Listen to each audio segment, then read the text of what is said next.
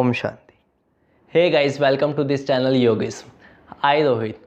Today I will give you precise and accurate information about cervical spondylitis. Cervical spondylitis यह हमारे spine के सबसे upper part की जो वर्टिब्रास होती हैं, 7 वर्टिब्रास जो होती हैं, C1, C2, C3, C4, C5, C6, C7, जब वर्टिब्रास श्रंक होती हैं, घिसती हैं और दो वर्टिब्रा का आपस में नैरो डाउन हो जाना और उसमें टॉक्सिन एक्यूमुलेट हो जाना, तो सर्वाइकल स्पॉन्डिलाइसिस हो सकता है। चलिए अब हम इनके सिम्टम्स की बात करते हैं। सबसे पहला सिम्टम वर्टिगो। यह एक ऐसा सिम्टम है जिसमें पेशेंट खड़े खड़े ही चक्कर खा के गिरने लग जाता है और उसके हाथ पैर सुन्न होने लगते हैं। मेरा खुद का एक क्लाइंट है जिसको वर्टिगो का प्रॉब्लम था। वह खड़े खड़े ही गिर जाता था, वो हिल भी नहीं सकता था। कम से कम 10-15 दिन तक बेड रेस्ट पे वह रहता था, लेकिन कुछ योगाभ्यास करने की वजह से वह वर्टिगो की प्रॉब्लम से बाहर आया। इसी प्रकार और भी सिम्टम्स है, जैसे हेडेक होना, गर्दन में दर्द होना, गर्दन में सूजन आ जाना। सूजन भी इतनी आ जाती है कि इंसान झुक के काम भी नहीं कर सकता। हाथों में झंझनाहट महसूस होना, हाथों में दर्द आ जाना, शोल्डर जॉइंट्स की मूवमेंट ना होना, शोल्डर स्टिफ हो जाना, पूरी गर्दन और पूरा अपर पोर्शन स्टिफ हो जाता है इस प्रॉब्लम से।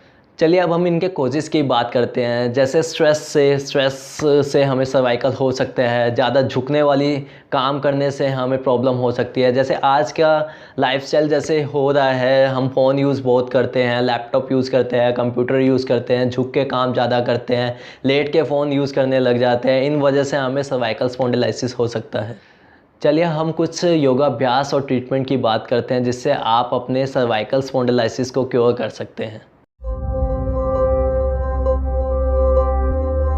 सबसे पहले हम नेक की रोटेशन से स्टार्ट करेंगे। नेक की रोटेशन सांस भरते हुए धीरे से हमें लेके जाना है, नेक को मूवमेंट करनी है, हमें नेक की मूवमेंट करनी है।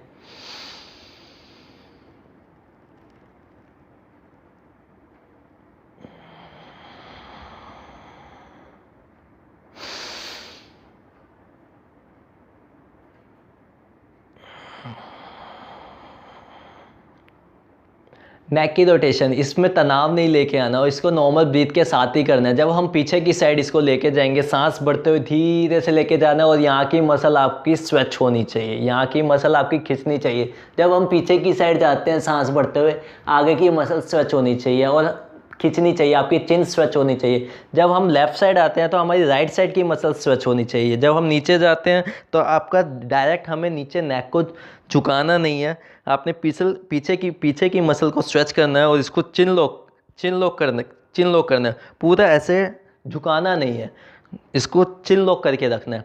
अब एक बार मैं फिर से आपको इसको करके दिखाता हूँ, ये क्रिया आपको फिर से आपको करके दिखाता हूँ कि आपने ठीक से कैसे करना है। सबसे पहले हम धीरे से सांस भरते हुए पीछे की ओर जाएंगे, लेके जाएंगे और देखते रहिए आप, ये मसल स्ट्रेच होती जा रही है। और लेफ्ट साइड आएंगे तो राइट की मसल स्ट्रेच हो रही है और नीचे की ओर झुक रहे हैं तो आपकी चिन लॉक हो रही है और पीछे की मसल स्ट्रेच हो रही है। यहाँ से मसल आपको फील होता हुआ, आपको फील होगा कि यहाँ से कुछ मसल स्ट्रेच हो। जब आप राइट साइड आते हो तो लेफ़्ट की मसल स्ट्रेच होती है और लेफ़्ट साइड आते हो तो राइट की मसल स्ट्रेच होती है। आगे झुकते हो तो पीछे की मसल स्ट्रेच होती है और जब आप पीछे की साइड जाते हो तो आपकी आगे की चिन स्ट्रेच होनी चाहिए। हमने पीछे भी एकदम ऐसे झुकाना नहीं है, इसलिए हमें स्ट्रेच करके करना है।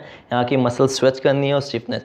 और हमें एक चीज़ का ध्यान रखना है, अगर ज़्यादा स्वेलिंग है आपकी नेक के पीछे, स्वेलिंग एक कुबड़ सा बन जाता है, एक स्वेलिंग आ जाती है आपकी नेक में, तो आपने इसको आराम से करना है, ज़्यादा आपने स्ट्रेच करके नहीं करना है। अगर आप ये धीरे धीरे मूवमेंट करोगे, इसको कम से कम आपने 8 से 10 बार करना है, क्लॉकवाइज और एंटी क्लॉकवाइज। पूरा रोटेशन मत करो, हाफ सर्कल भी कर सकते हो अगर आपको ज़्यादा प्रॉब्लम है तो। ठीक है, अब हम दूसरी क्रिया की बात करेंगे। इसी से रिलेटेड आपकी दूसरी वेरिएशन आ जाती है इसमें, आपकी अप एंड डाउन। नॉर्मल आपने ब्रीथ के साथ करना है, ऊपर की ओर नेक लेके जा रहे हो, सांस भरते हो ऊपर की ओर लेके जाना है। अब आगे की मसल स्ट्रेच हो रही है आपकी और धीरे से सांस छोड़ते हुए नीचे की ओर जाना है, चिन लॉक करना है। आपने डायरेक्ट झुकानी नहीं है, झुकाओगे तो आपकी कुबड़ बन जाएगी और आपने स्पाइन अपनी बिल्कुल स्ट्रेट रखनी है। आपने एक बार फिर से आपको मैं करके दिखाता हूँ ब्रीथ के साथ। इनहेल करते ऊपर की ओर जाना है, ये मसल आपकी स्ट्रेच होगी।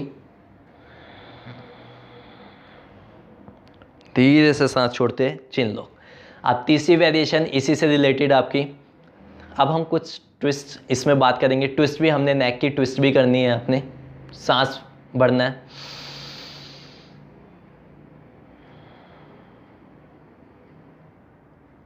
सांस छोड़ते हुए आपने राइट साइड लेके जानी है, लेकिन आपने राइट साइड आपकी जब नेक जाएगी तो आपकी शोल्डर और आपकी बॉडी की ट्विस्टिंग नहीं होगी, आपकी सिर्फ नेक की ट्विस्टिंग होगी।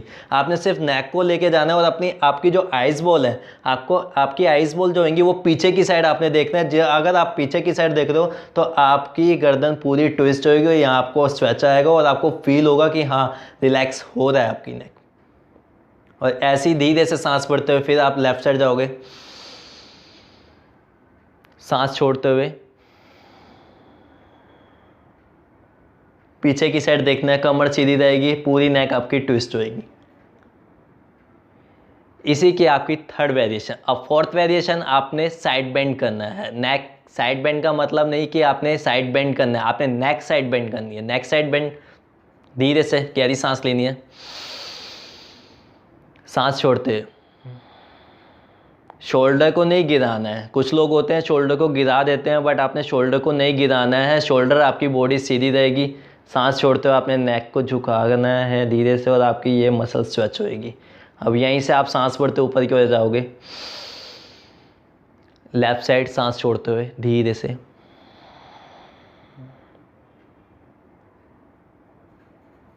और धीरे से सांस भरते हुए आप जाएंगे रिलैक्स। ये 4 एक्सरसाइज जो आपको नेक के मैंने आपको बताई है, ये बहुत ज़्यादा अच्छी और ये बेसिक एक्सरसाइज है जो आप डेली आप इसको रूटीन में कर सकते हो। इसको ज़्यादा टाइम नहीं लगेगा, आपको सिर्फ 5 मिनट 10 मिनट बैठे बैठे अपने लिए निकालना है और नेक की एक्सरसाइज नॉर्मल करनी है। अब हम कुछ शोल्डर की एक्सरसाइज की बात करेंगे। शोल्डर की एक्सरसाइज भी बेसिक एक्सरसाइज ही है और सर्वाइकल की कुछ नॉर्मल ही एक्सरसाइज है। अगर आप 10 से 15 मिनट आप अपने लिए निकालते हो सर्वाइकल की एक्सरसाइज के लिए, तो आपकी नेक और आपकी बॉडी और आपकी शोल्डर के जॉइंट्स हमेशा खुले रहेंगे और स्टिफनेस नहीं आएगी इसमें और आपको कोई प्रॉब्लम नहीं होएगी।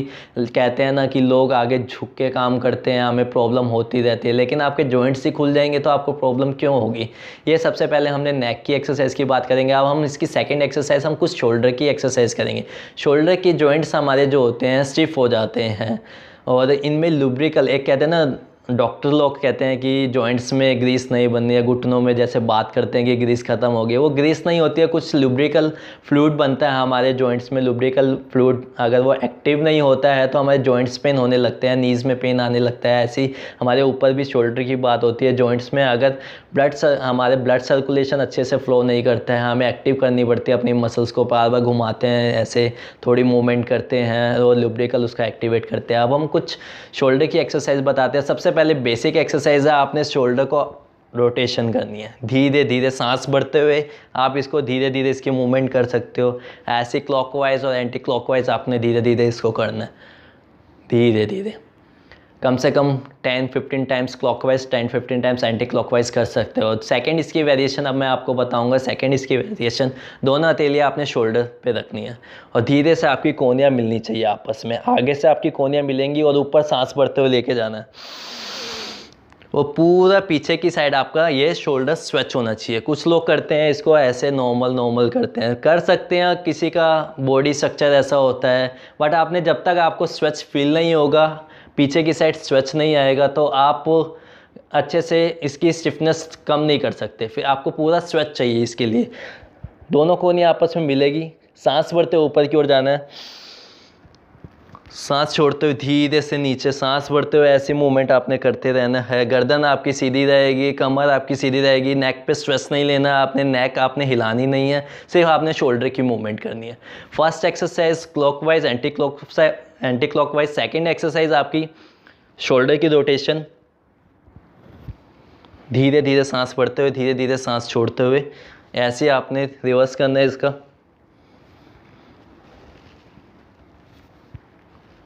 ठीक है, चलिए अब हम थर्ड वेरिएशन की बात करते हैं। थर्ड वेरिएशन धीरे धीरे आपने अपने हाथ शोल्डर की स्ट्रेच करना है। ये राइट हैंड लेफ्ट हैंड उठाएंगे, या राइट हैंड, कोई भी हैंड आप ले सकते हो, करना दोनों से ही है आपने। ठीक है, सबसे पहले हम राइट हैंड उठाएंगे, इसको ट्विस्ट करते हुए लेफ्ट हैंड साइड लेके जाएंगे और इसको हल्का स्ट्रेच करते हुए खींचते हुए आपका ये पोर्शन पूरा स्ट्रेच होगा, जिसमें आप अगर आपको कहते हैं ना कि वर्टिब्रा 7 वर्टिब्रास होती है, तो आपका ये पोर्शन पूरा आपका स्टिफ हो जाता है, स्टिफ हो जाता है और आपके यहाँ पे भी आपको शोल्डर ब्लेड पे भी आपको पेन आने लगता है। धीरे धीरे इसका टच होता है तो आपको शोल्डर ब्लेड पे भी पेन आता है। हम शोल्डर ब्लेड की, ये शोल्डर ब्लेड की बहुत अच्छी एक्सरसाइज है। यहाँ आपका थोड़ा शोल्डर ट्विस्ट हो रहा है और आगे की ओर जा रहा है और स्ट्रेच आ रहा है और आपको फील होगा कि हाँ प्रॉपर स्ट्रेच आता है यहाँ पे। फर्स्ट हमने राइट हैंड से किया, अब हम इसी को लेफ्ट हैंड स्ट्रेच करते हुए दिखाएंगे। धीरे से ब्रीथ के साथ करना है, सांस भरते हुए हाथ उठाना है, स्ट्रेच करते हुए सांस छोड़ते हुए लेके जाना है। आपने धीरे से स्ट्रेच किया, 2-3 सेकंड आपने रोक के रखा, 5 सेकंड जितना आप इसको रोक सकते हो। होल्ड करोगे तो बहुत अच्छी बात है, नहीं होल्ड हो रहा है, ज़्यादा स्ट्रेच आ रहा है तो आप इसको 2 सेकंड तक रोको, 3 सेकंड तक रोको और धीरे से इसको रिलैक्स दो। ये लेफ्ट स्विच, बहुत अच्छी।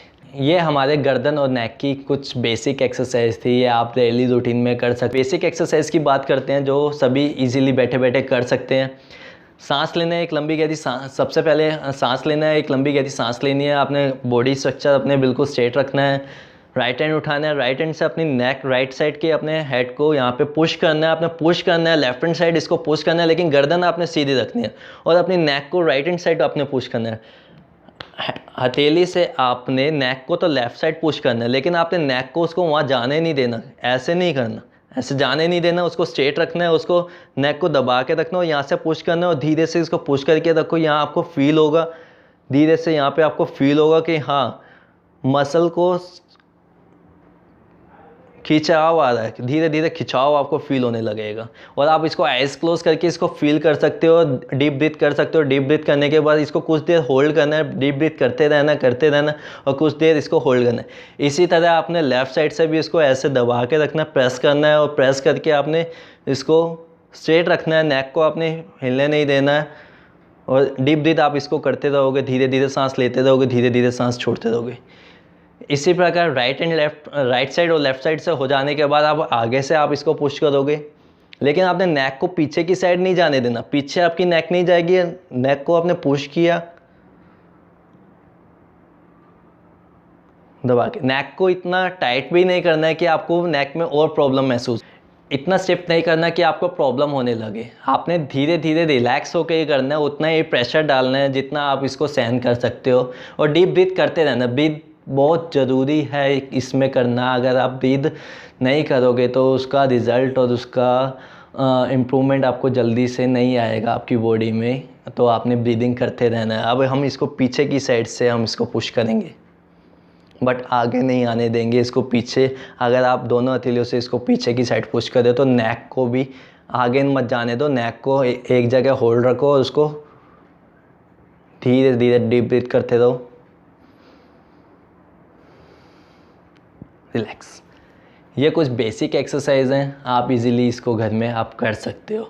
अब हम कुछ हाथ में हमारे पेन आने लगता है, हाथों में झंझनाहट महसूस होने लगती है। अब मैं कुछ आपको पॉइंट्स की भी बात करूँगा, नेक के कुछ बेसिक पॉइंट्स भी है जो इजीली एक्यूप्रेशर के कुछ पॉइंट्स हैं जो इजीली आप बैठे बैठे काम करते करते आप इनको दबा सकते हो, प्रेस कर सकते हो। कुछ नर्व सेंडिंग पॉइंट होती है जो हमारे नेक की और हाथों की नर्व्स में ब्लड सर्कुलेशन और नर्व्स एक्टिवेट कर देती है। कुछ ऐसे पॉइंट्स हैं जो आप घर बैठे बैठे इजीली आराम से कुछ भी काम करते करते आप इसको कर सकते हो। कुछ मैं अब आपको पॉइंट्स के बारे में भी बताऊँगा, जैसे हर फिंगर्स के हमारे जो टो पॉइंट्स होते हैं, ये बहुत अच्छे पॉइंट्स हैं जो हमारे नर्व्स को एक्टिवेट करती हैं, हमारे नर्व्स को एक्टिवेट करती हैं। हमें हमेशा सर्वाइकल वालों को सबसे पहले अपने नर्व्स को एक्टिवेट करने के लिए अपने हाथों में जो झंझनाहट आपके महसूस होती है, नेक में आपको स्टिफनेस महसूस होती है, ये नर्व्स के एक्टिवेट करती हैं। हमेशा अपने नर्व एंडिंग अपने फिंगर्स की टोज़ को धीरे धीरे बैठे बैठे हर पॉइंट को आपने दबाते रहना है।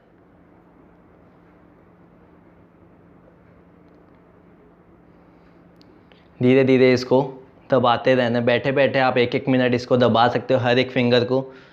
टीवी देख रहे हो या वैसे ही अपने फैमिली के साथ बैठे हो या कुछ नॉर्मल आप कोई भी काम कर रहे हो, आप अपने नर्व एंडिंग पॉइंट्स बैठे बैठे दबा सकते हो। और कुछ अब मैं आपको सर्वाइकल के भी पॉइंट्स बताऊंगा। सर्वाइकल की हमें कुछ पॉइंट्स होते हैं यहाँ पे।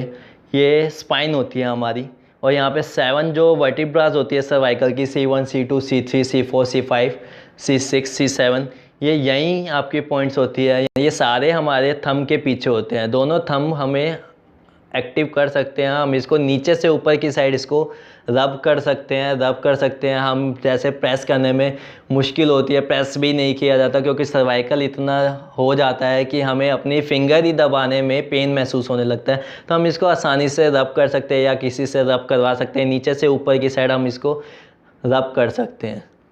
रब किया दोनों साइड के थंब, हम इसको अच्छे से रब कर सकते हैं।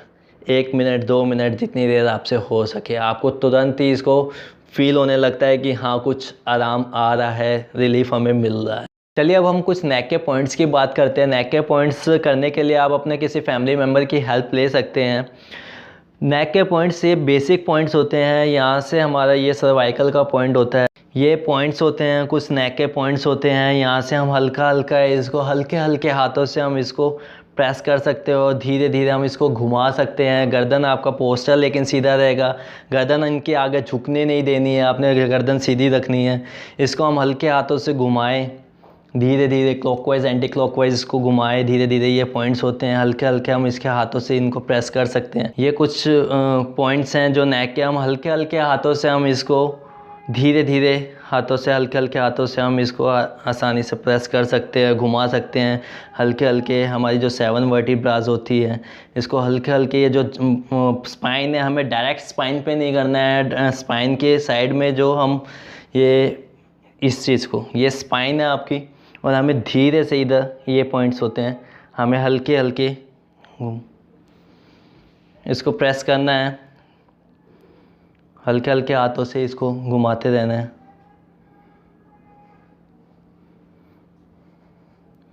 पोस्चर सीधा रहेगा। हम इनके शोल्डर स्ट्रेच कर सकते हैं धीरे से, शोल्डर हम खिंचाव दे सकते हैं हल्के हल्के हाथों से। शोल्डर के जॉइंट्स की एक्सरसाइज करवा सकते हैं यहाँ पे। सीधा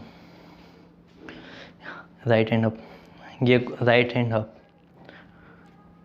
हल्के हाथों से इनको स्ट्रेच दे सकते हैं, लेकिन पोस्चर सीधा रहेगा। हमने हाथ खींच सकते हैं, इसको थोड़ी देर हम इसको यहाँ पे खींच के होल्ड कर सकते हैं। ये पूरा मसल आपका यहाँ से स्ट्रेच, आपको पूरा आपको स्ट्रेच होता हुआ आपको फील होगा, और आपको इजी रिलैक्स भी मिलेगा। हल्का हल्का, हमें टाइट नहीं करना है कि जिससे आपको बाद में प्रॉब्लम हो। धीरे धीरे इसको सीधा स्ट्रेच कर सकते हो, खींच सकते हो। आपका सीधा हाथ रहेगा और खींचा हुआ आपको फील भी होगा। रिलैक्स। ये कुछ पॉइंट्स हैं सर्वाइकल के जो आप इजी आराम से कर सकते हैं। अगर आप नहीं कर पा रहे या कोई किसी की हेल्प नहीं मिल रही है तो कोई ज़रूरी नहीं है, आप बेसिक एक्सरसाइज जो आपको बताइए आप वही बेसिक एक्सरसाइज आप रूटीन में कर सकते, उसी से आपको बहुत रिलीफ मिल सकता है। ये तो मैंने कुछ एडवांस बताया है, कुछ अच्छा बताया, एक मसाजिंग टाइप है जो आपको इजी रिलैक्स मिल सकता है। बट आप वही एक्सरसाइज करो, रूटीन में करो और डेली करो। 5 से 10 मिनट अपने लिए निकालो, इजीली आप अपना सर्वाइकल स्पॉन्डिलाइसिस क्योर कर सकते। अगर आपको सर्वाइकल के बारे में और कुछ भी जानना हो या किसी भी डिजीज़ के बारे में जानना हो तो आप मेरे को कमेंट करें या मेरे इंस्टा पे DM करें। अगर आपको हमारी वीडियो पसंद आई हो तो लाइक, शेयर और हमारे चैनल को सब्सक्राइब करना ना भूलें। धन्यवाद।